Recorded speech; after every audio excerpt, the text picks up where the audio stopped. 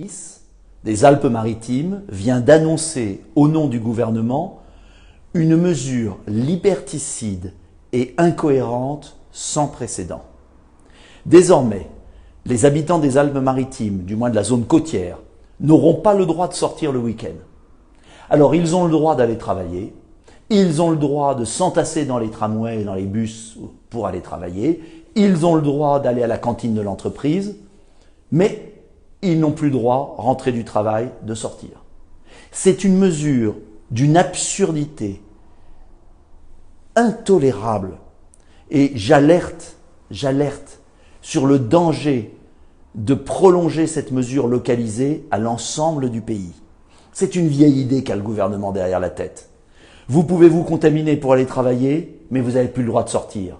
C'est la fin totale de nos libertés. Voilà pourquoi nous devons réagir. Soit la situation est dramatique dans les Alpes-Maritimes, et il faut nous le prouver. Et à ce moment-là, c'est un confinement total de 15 jours. Soit la situation n'est pas aussi dramatique, et on n'a pas le droit de priver les Français de liberté. En vérité, le gouvernement est dans le troisième échec. Car un confinement est toujours un échec. C'est la preuve que l'on n'a pas anticipé.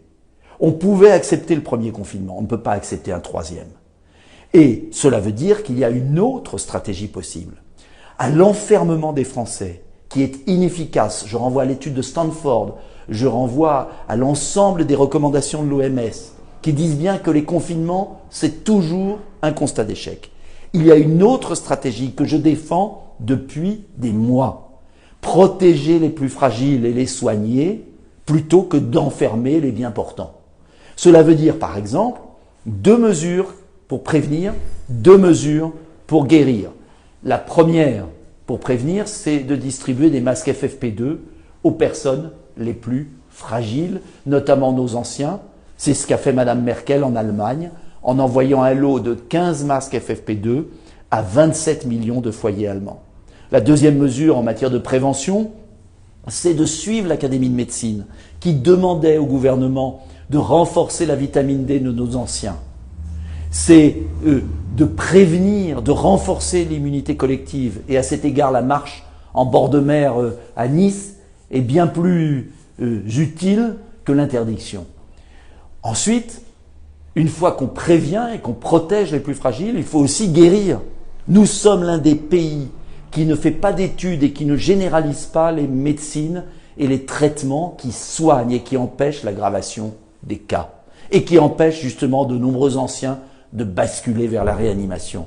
Voilà pourquoi je demande au gouvernement de faire prescrire l'ivermectine. Voilà pourquoi je demande qu'ils aident l'Institut Pasteur de Lille qui a trouvé une molécule. C'est un scandale absolu. Enfin, dernier point sur les lits de réanimation.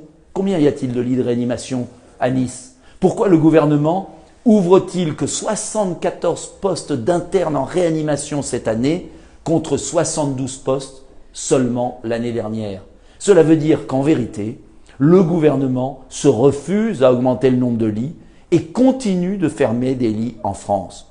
On est en train de paralyser un pays parce qu'on a un gouvernement dangereux, incompétent, qui n'a pas mis en place la bonne stratégie pour lutter